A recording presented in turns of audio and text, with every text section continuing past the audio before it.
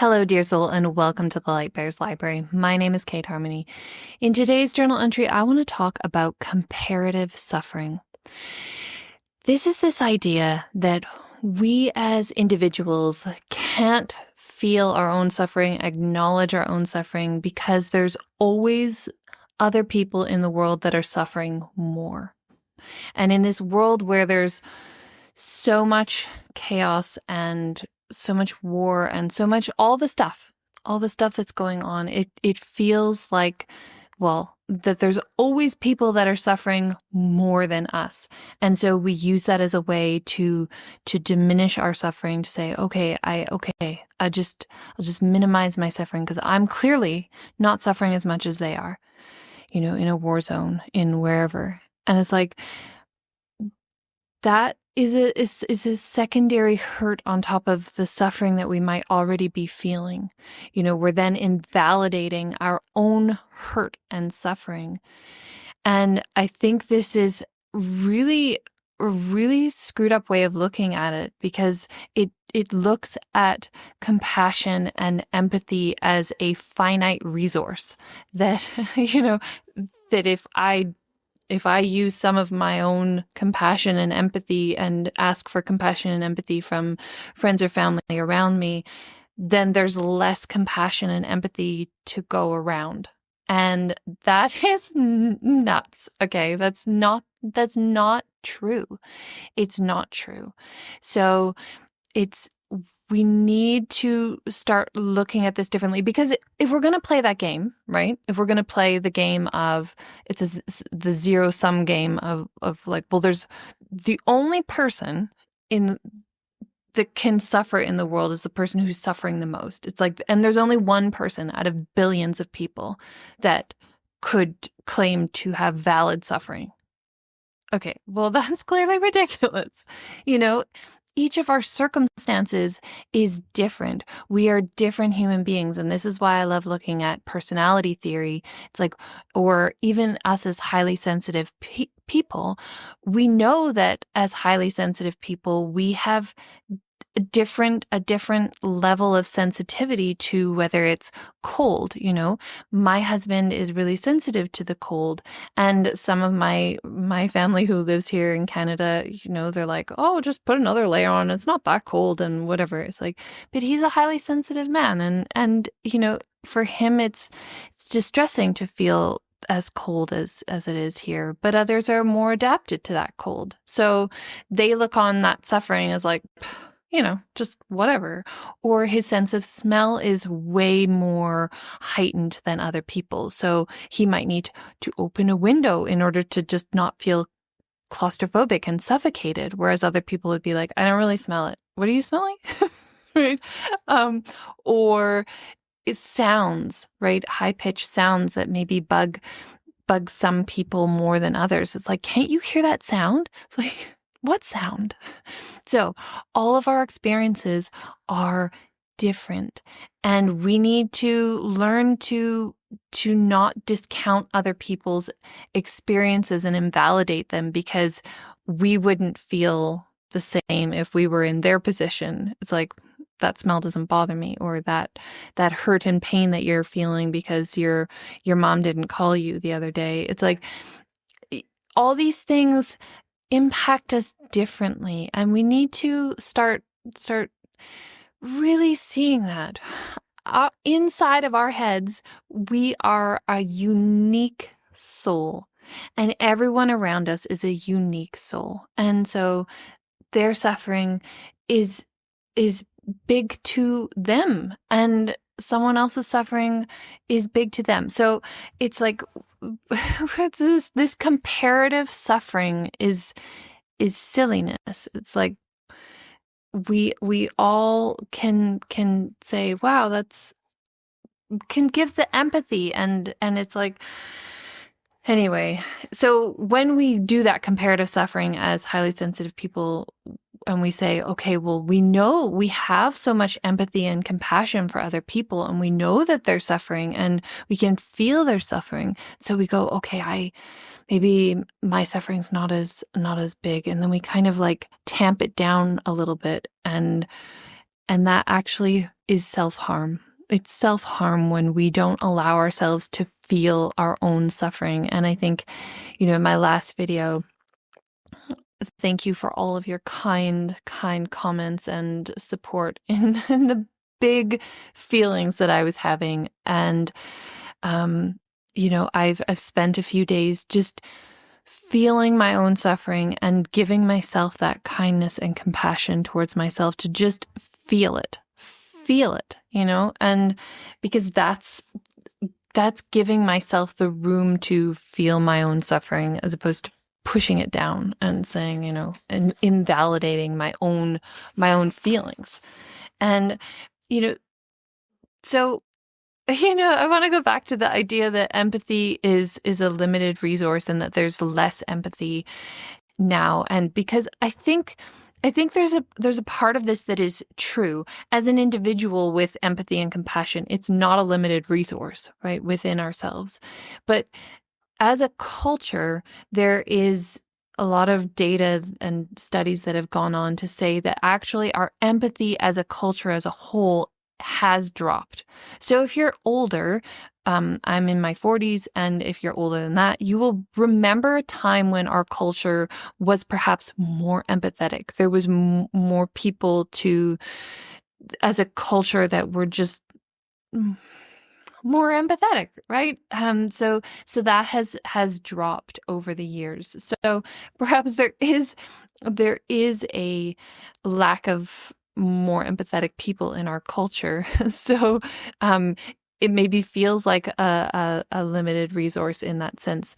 And it might feel that we don't have anyone in our lives that has empathy and compassion for us that we can call on. And it's really sad. So in a way, my last video was called, The World Doesn't Want Our Empathy. But I think there's another way of looking at it that says the world absolutely needs our empathy, more than ever. There's so much suffering in the world, and everyone needs empathy and compassion. And I think a lot of maybe people, this is something I was thinking about, who are not necessarily empathetic and compassionate, are maybe actually pushing down a lot of their own hurt and their own suffering and their own stuff. So they react with like harshness towards those who they see as having less suffering than them. And if they're not allowed to feel their suffering inside, then why should they allow someone else to suffer for what they look at as a small thing? I've kind of felt that from various people in my own family, where it's like, I know there's a lot of suffering down in there, and they're clearly not dealing with it and feeling it, and it gets sort of projected outward towards others who are trying to feel that and trying to get to find that empathy and compassion. So watch for that. And it's like, we need to find people who actually will give us compassion and empathy.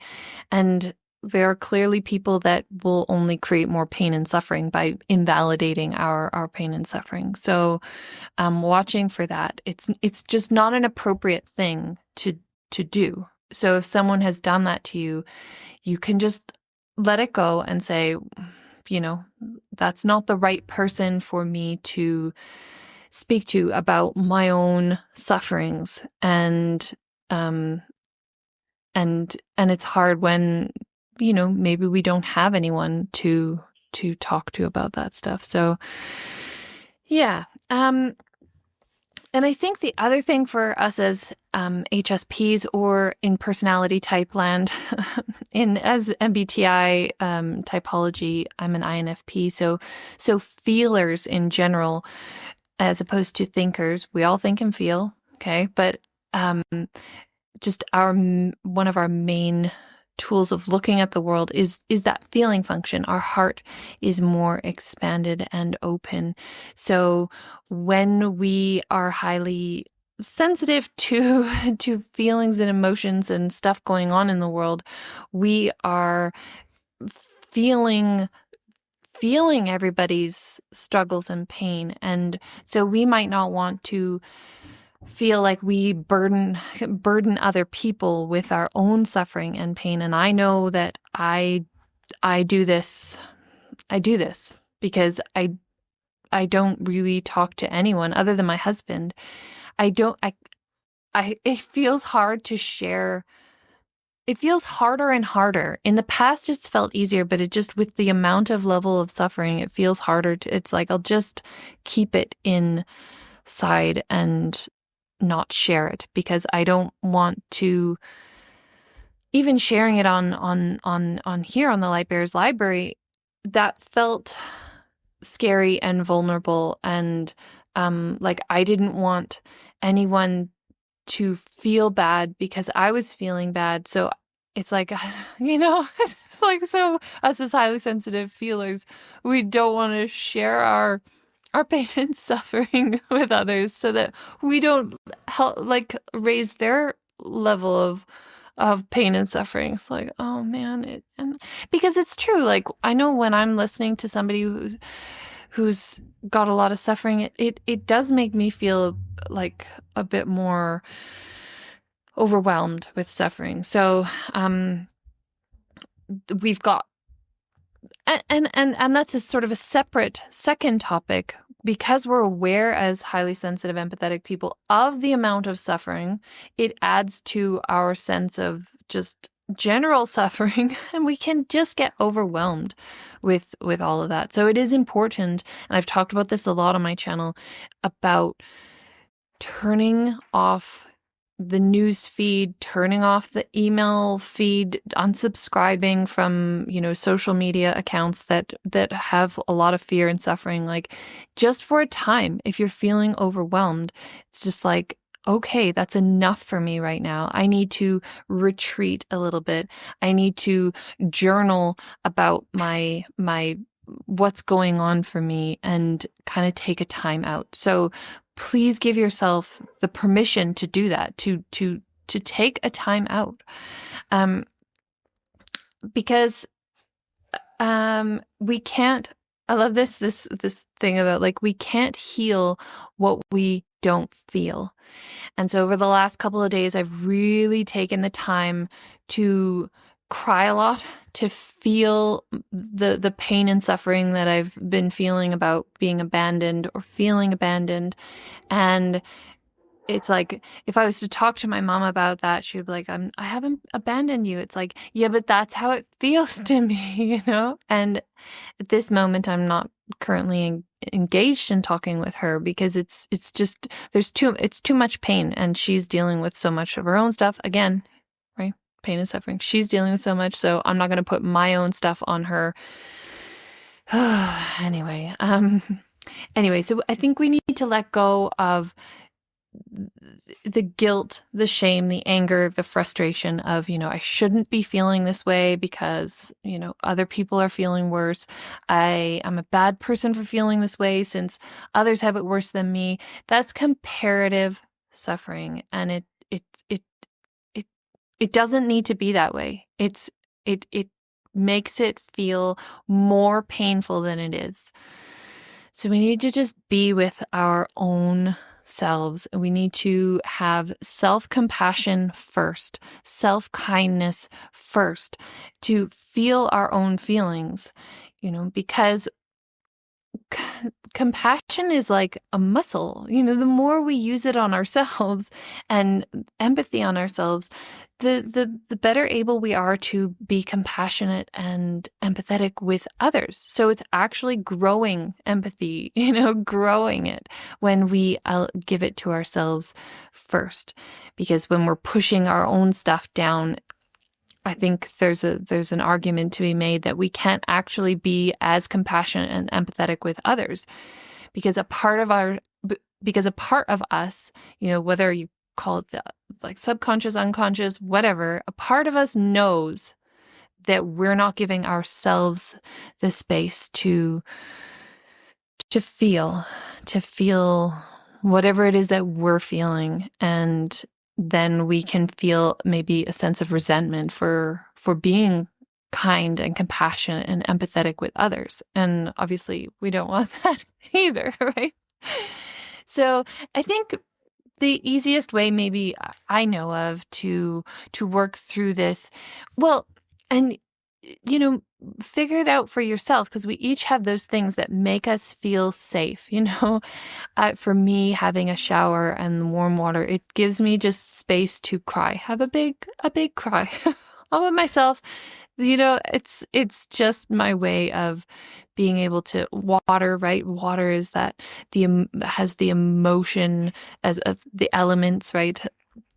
Water is the feeling element, the emotional element. So having a bath, or a shower, or if you're living in somewhere beautiful that has waterfalls or lakes or rivers that you can access, that would be something. But for me, journaling is the place where I feel like I can talk to my journal without judgment, right? No one's judging me. No one's gonna compare my suffering to anything else. It's like you can be completely real, open, honest, raw.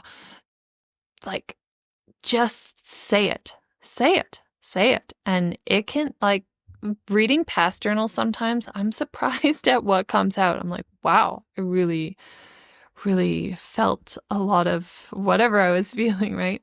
But I think it's important to just let it all out onto the page, all the anger, or maybe we even say, I hate that thing or whatever. It's like we have this need to not be so angry or not be like have like hate. And it's like, okay, but if we just let it out, then it doesn't get stuck inside of us. So let's feel it and move through it and have kindness and compassion for ourselves so we can grow our kindness and compassion for the world, which clearly needs a lot more kindness and compassion and empathy and all the things.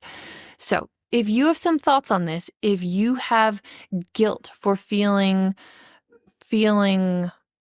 your own suffering or your own pain, and hey, I have had people comment about feeling guilt for feeling good, and so it's like, that's a comparative thing, right? I feel guilty for feeling good when others are suffering.